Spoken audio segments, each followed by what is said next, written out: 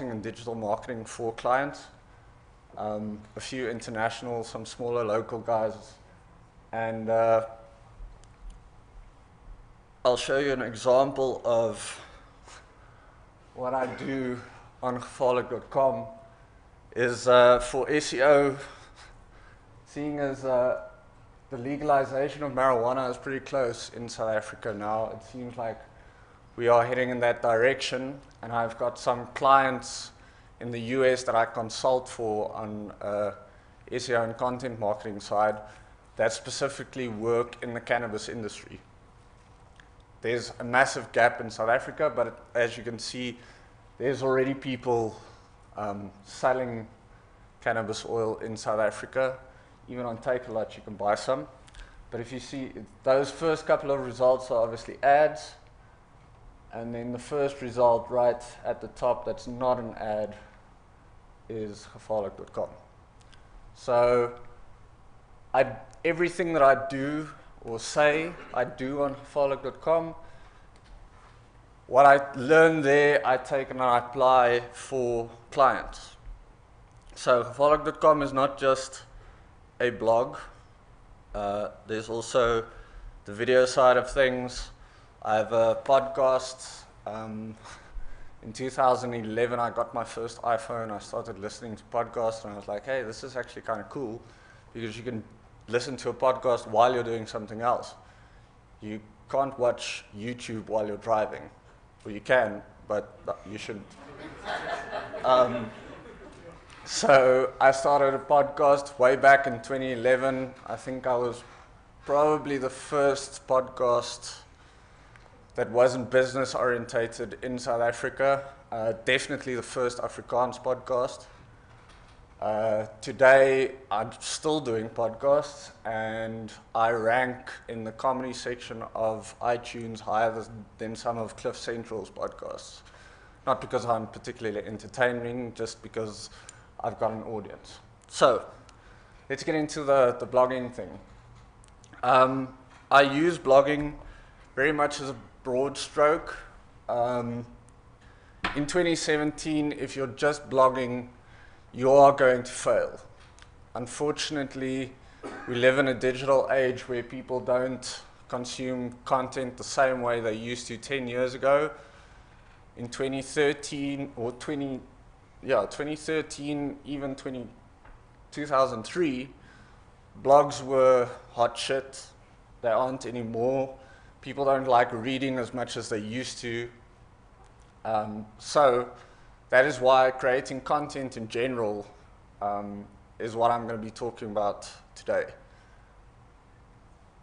In 2017, unfortunately, you have to use all channels. So whether that's a podcast, it could be video content on YouTube, there's Instagram, there's Facebook, there's obviously a blog forms the cornerstone of everything you do online. Because you can, if you do YouTube videos, you can embed that video on your blog. It's just nice for people to have a single location where they can find everything that you produce online, whether that's your Instagram or whatever it might be. I'm going to start with why you should be blogging. So if you run a business, or if you want to be a famous rapper, or pretty much anything these days where you need people to give you their attention, then you have to have a media company mentality. The days of just paying advertisers to put you out there, or have an A&R person if you're an aspiring rapper or band, is not enough anymore. These days, if you want to get people's attention, you are 100% responsible for creating the content that are going to get people's attention. On the internet, we do trade in attention. I see a lot of people talking about how Facebook organic reach is dead, which is complete bullshit, by the way. You can be on Facebook, but you're one of, what's it now, billions of people that are on Facebook, and everybody is putting content on there. Facebook can't show all the content to everybody, So they've developed what they call the EdgeRank algorithm, which decides who sees what. It basically comes down to talent in that sense, where if you're on Facebook and you put content on there, for instance, let's say you share a link to your business page or your Facebook fan page, if that link doesn't get clicks, then Facebook is going to assume that nobody wants to see this and they're not going to show it to more people. But if people click on that link, then they're going to show it to more people. There's no such thing as it is organic reach is dead. I know everybody thinks Facebook just wants to take your money, and Facebook does want to take your money, and they will if you give them the opportunity. But at the end of the day, it comes down to the quality of the content that you produce.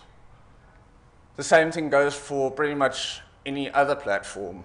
Instagram also, I think it was last year sometime, they introduced the same type of algorithm. The more engagement a post gets, the more people see it. Just because you follow somebody on Instagram these days doesn't mean you're going to see every single picture or video that that person posts. Twitter also gone the same route. No longer do you just see everything in a chronological order as people post it. They literally show you content based on how you interact with people's tweets. So the other advantage of why you should be creating content online is even if you suck at it, you can still pay to have people see your content. And it's unbelievably, unbelievably cheap to do that. Facebook is ridiculously cheap, especially in South Africa. For my international clients, I always feel bad for them because they pay way more than we do for Facebook advertising, but in South Africa, we pay nothing. That is not going to last though. So you should jump on it now, because at the moment, all the big companies, Coca-Cola and so forth, are still spending money on the traditional side of advertising. They buy ads on the Super Bowl, like Doritos and so on. But I say 48 months from now, that is all going to change. Eventually, the marketing higher-ups at Coca-Cola and Doritos are going to realize that people don't care about your stupid ad on TV anymore because people don't watch TV anymore. Everybody's on the internet 24/7 because we all have this in our pockets. I have a mom who's 62 years old. She still watches TV, but whenever an ad comes up, the first thing she does is she goes to her phone. That's what most people do. So at the end of the day, as soon as Coca-Cola decides that we're going to take that budget for our massively expensive ads on TV and they shift that to Facebook, everybody's going to start paying more. Because at the end of the day, we're all bidding for people's attention. When I started running Facebook ads 7 years ago for my first client, which I still have to this day, I paid 8 cents for a click. Today, for that same client, for the same product, I pay 80 Rand a click.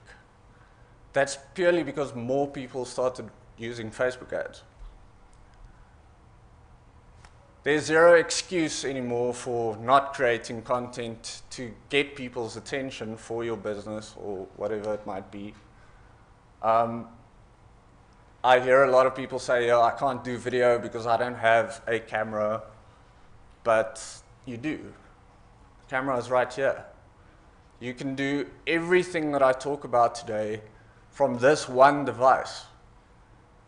The beauty of the internet is, even though you can make something that's perfect, and I don't know how many of you actually know Casey Neistat. He's probably the world's most famous YouTuber.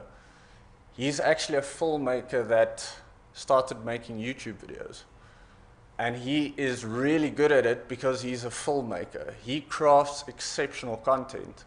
But you can download an app onto your phone, you can shoot the videos, you can add the music, you can edit it, everything on here. Yes, it's not going to look like Casey Neistat's video, but people don't care. There's millions of YouTubers out there that don't make perfect videos and still have hundreds of thousands of subscribers, and they run it from their phones. So the excuses that we used to have in the past, where it's like, I can't make an ad for my business because I don't have the budget or the equipment, no longer counts, because we can all do it by simply using your smartphone. And then the last thing, especially for the blogging, if you give a damn about your SEO, then you should be blogging. Unfortunately, the fact of the matter is, if you want rankings, you are not going to get it from just doing YouTube videos. You're not going to get it from pasting or putting content onto Facebook, even though I do suggest that you use Facebook as a long-form blogging format as well. I have seen some good results there. You need a blog, exactly like because I wanted to rank for Daha Oil, because I'm banking on the future that eventually I will be able to make money for ranking #1 for that term. And I'm already getting emails on a weekly basis of people asking where they can buy, which don't, because it's illegal.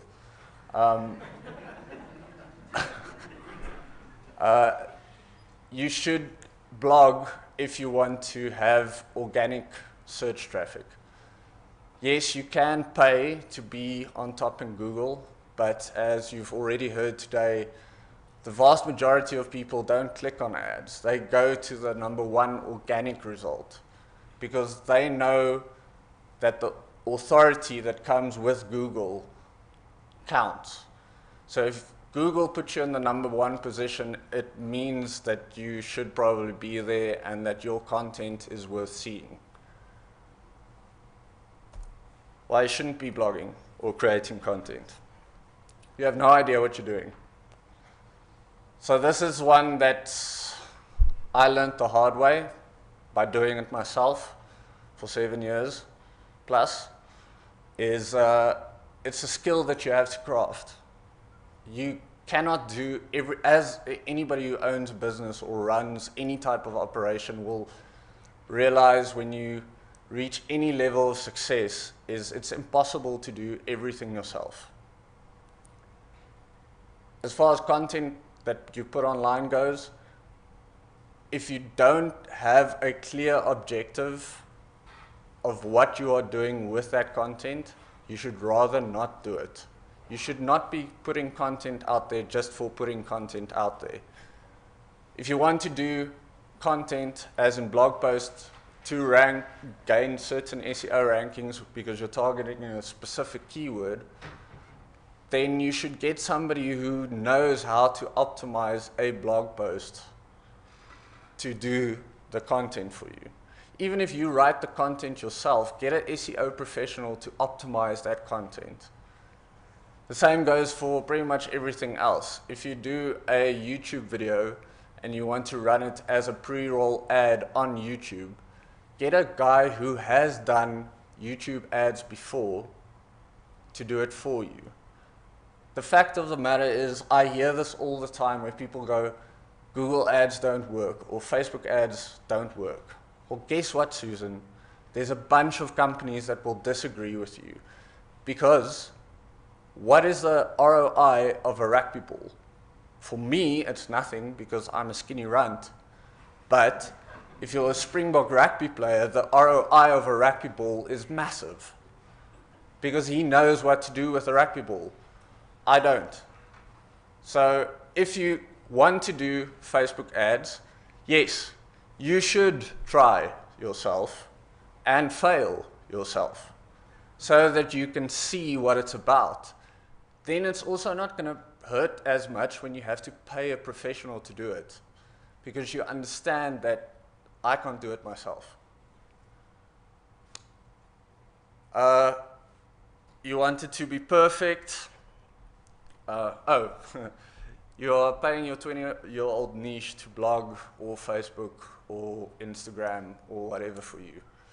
I see this happen a lot where I have clients and they're like, oh yeah, but I don't want to do Facebook advertising, or I don't want to put content on Facebook because I've been I have a person who does my Facebook for me or my Facebook ads for me. And I was like, who's this person? Oh no, it's my niece. She's 19 or 20. Okay, how come did you choose her? No, she's got a Facebook page. It's like, okay, there's billions of people that have Facebook pages. So you should learn the basics for yourself, but then you should employ or use the services of somebody who does this for a living. The return on investment that you're going to get when you have somebody professionally doing it versus your niece or nephew or whoever it might be, who you're paying 2,000 or 3,000 rand a month to do your Facebook management for you, the results are not going to be the same. Yes, a professional is probably going to be more expensive, but the value that you're going to get out of that it's worth way more than just having somebody who has a Facebook page doing your Facebook for you. You shouldn't be blogging if you want everything to be perfect. Like I said, and it happens with me a lot. My spelling sucks. I recently started using Grammarly for my English content that I write. Unfortunately, they don't cater for Afrikaans yet. But we all make mistakes. On the internet, people are surprisingly forgiving when it comes to making mistakes. So if you're worried about having everything 100% perfect before you hit the publish button, then you shouldn't be blogging. The nice thing about blogging is it's pretty much instantaneous. So you can decide this morning that you want something done, and 2 hours later you can publish it if you want to. Yes, you can put it off for a week or 2 weeks, pay a professional copywriter to do it, get an SEO guy to do the keyword research, optimize the post for you, blah, blah, blah. But you're just creating barriers for yourself. At the end of the day, you're not going to see what yields results unless you try. The most important thing about putting content online is throw yourself in the deep end and try everything. It's like throwing shit at a wall and seeing what sticks. Run with what sticks and leave everything else behind. It really is that simple. The other thing that I see a lot of people that run businesses and create content do is they just talk about themselves or their business or their product or their service. That gets old really quickly, because how many times can you say what the top 5 things is that every website should have? It's like, I'm the developer you should use, or I'm the designer you should use because of this. The cool thing about the internet is there is so much content out there that you can literally put content out there without producing any content of your own. You can just curate other people's content. The massive advantage that we have is you take other people's content, repurpose it, or you don't even have to repurpose it. You can send out a newsletter every month and say, these are the 10 coolest articles that I read this month. I think you should read them too. That way, you didn't spend any time creating content, but you're still adding value. If you're constantly talking about your product or your service or what you do as a business, nobody's going to care. After the second newsletter, they're going to go like, yeah, I've seen this. You've told me. I know. So move beyond that. Another thing, as far as that last point is concerned, people always say, like, what kind of video content can I produce for my Instagram account or channel or my YouTube channel? And it's literally a documentation process for many. The reason Casey Neistat is Casey Neistat is not because he's super interesting. It's just he's figured out that every single day of your life is some kind of story. You can take the most mundane thing that you think is super boring and turn it into a 1-minute video and put it onto Instagram. and it can be massively successful. Not because you're just going on about your product or your service, but just because it's something that people don't expect to see from you. If you show your human side, and that is what social media is supposed to be, it's not always what it is. These days it seems like it's more a platform for complaining. You take the content that you have, and I'm going to try and think of a silly example. Let's say you own a dive center and you don't know what to put online because today you're not taking anybody out diving, but your one compressor is broken and needs fixing.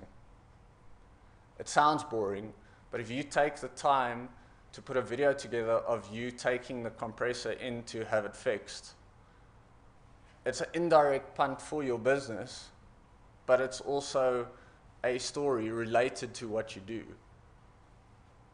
So you just have to wrap your mind around that kind of thing.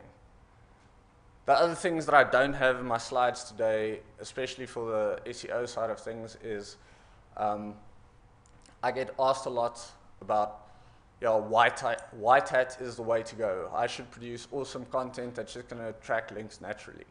Unfortunately, it doesn't work that way. I used to work for an online casino company. I spent more than $1 million in 1 year buying links. That's a complete black hat tactic. Google hates it when you do that stuff. But if you want the rankings, you have to buy the links. I'm not saying you should try and buy the type of links that I was buying, because obviously online casino is a different game to whatever your business is, but you can buy links legitimately as well by working with influencers who have websites. Pay them to have an article with a link on their site. I know it sounds like a lot if you have to pay somebody 1,000 or 1,500 Rand or whatever to post an article on their site that links back to your business, but it really isn't a lot. In the long term, and that's the other thing about SEO is patience. In the long term, it makes a massive difference. The huge advantage that we have is we are in South Africa, and ranking in South Africa is relatively easy. That Daha oil post that I showed you, I built one link. One. And I outrank a guy who has a keyword URL. Literally his URL for his website is dahaoli.co.za. Google would normally put that guy higher, but I wrote an extensive article on the subject, built one link pointing to that article, and I outrank him. I'm number one with one link. Like, anybody can do that. It's not hard. And if you have to pay 1,500 Rand for that one link, who cares? It's like, how much are you going to make in the future from that one link? Okay, that's pretty much it from my side. Anybody got any questions related to online content, SEO? Everybody just wants to go and have beer. You know your audience.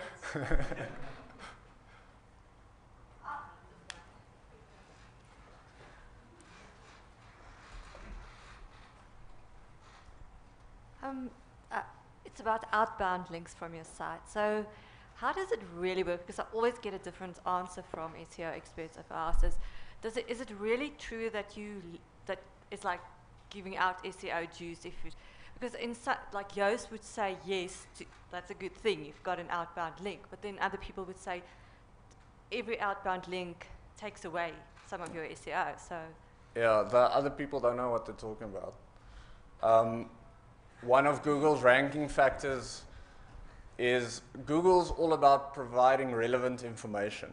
So if you have an article where you link to other sources of valuable information, that automatically means that you are more knowledgeable on that subject and you're trying to help people to gain more knowledge on that subject, you should definitely link out. Don't go crazy, like 1 or 2 outbound links, especially to authoritative, and I say authoritative with a pinch of salt, but something as simple as linking to a Wikipedia article adds massive value, because you're just giving that indicator to Google that you're not just pushing things from your side, you're also trying to help people to understand stuff better. So yes, outbound links definitely valuable. Just if you have, for some reason, have to link to something that you don't think will add value in terms of Google, then just add the no follow tag. Cool. Anything else?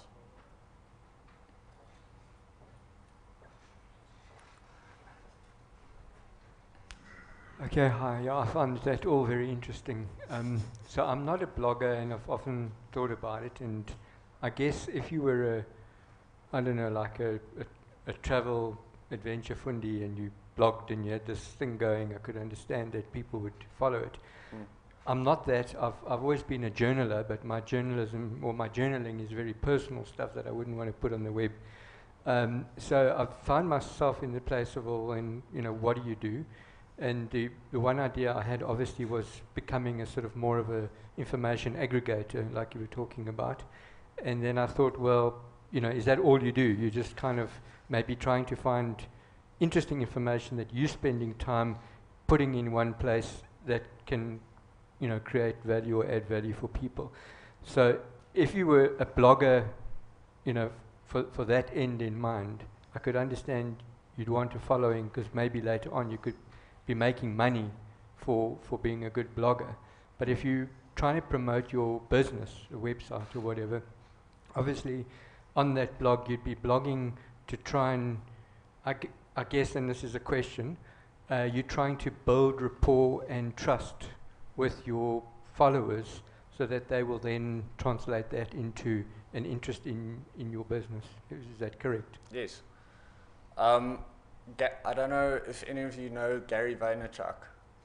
So he's got a newsletter that I think he sends out once a week, but a big chunk of it is aggregated content where he just curates stuff that, well, obviously I don't think it's actually him. He has a massive team that works with him. But they find stuff that's applicable to what he does, the whole entrepreneurship media thing, and he takes those articles, compiles them. In some cases it's even a blog post where he just gives like a simple 150 word paragraph on every single article explaining what it is and then linking through to the article. It's not his own content, but exactly like you said there, it's not that you're creating authority, you are creating authority indirectly, but it's more about trust. You're giving valuable information. That's the main thing. So you don't have to be a blogger to blog. There are ways around it. And there's lots of people out there that make millions from doing exactly that, where they just repurpose content to cater to an audience.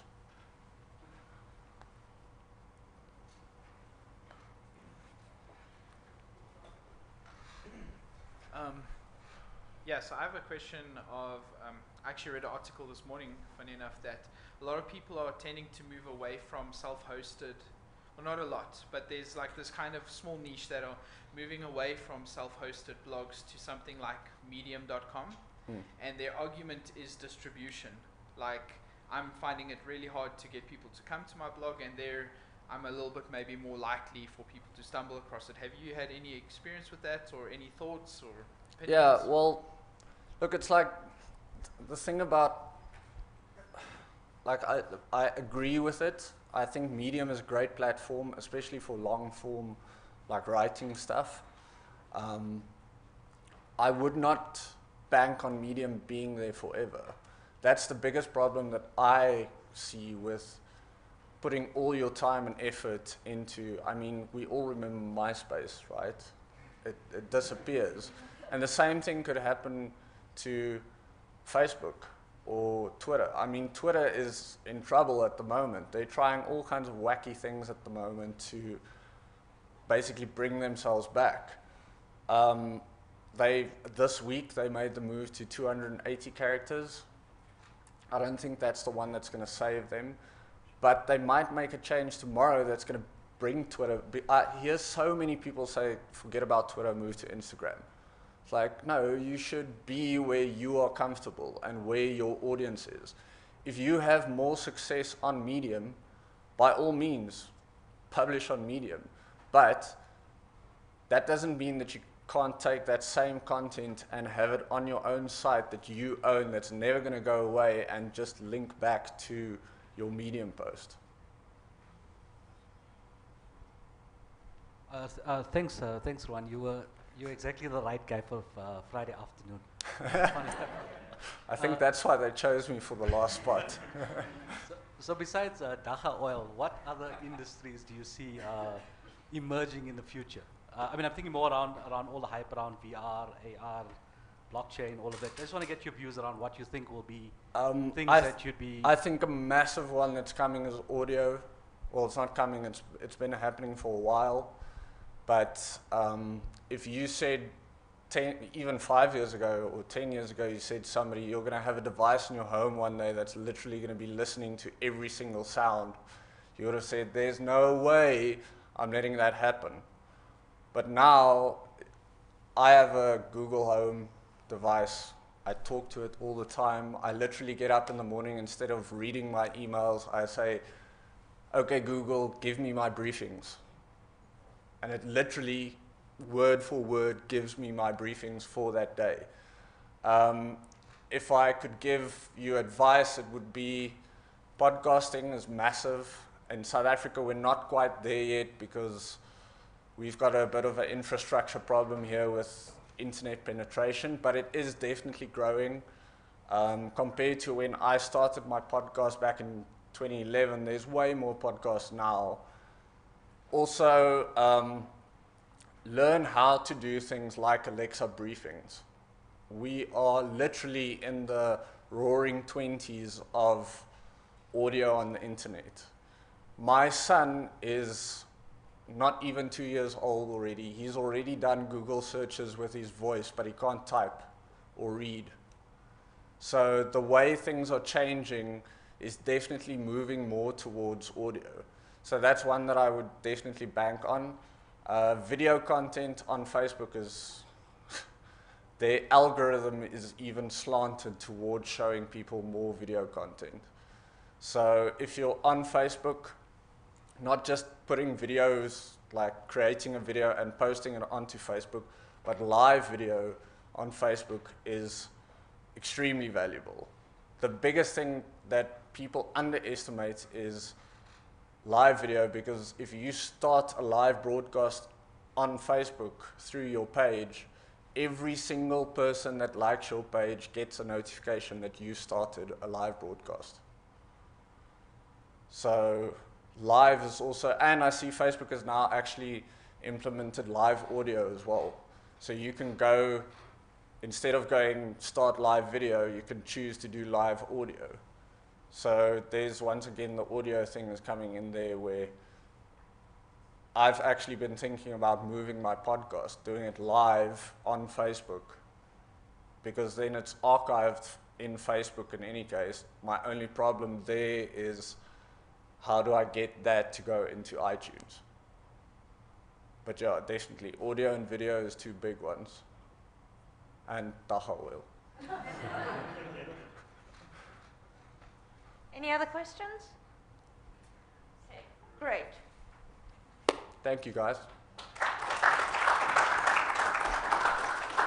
Thank you. And there's my contact details if anybody wants to speak to me through the internet.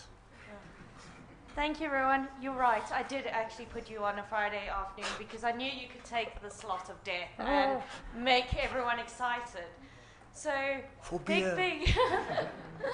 And Dacha Oil. Thank you so much, everyone, for coming. WordCamp is not the end. So what we'd like to do is extend the invitation to all of the meetups. In order to find your local meetup, have a look at wpsouthafrica.org and you'll find information about all of the South African WordCamps. Hopefully, I'm looking at you, Leo, Durban will get one soon. There's already one in Cape Town. So, yeah, and it would be great to see you at a meetup. And now, let's go have an after party. Thanks so much for coming, everyone.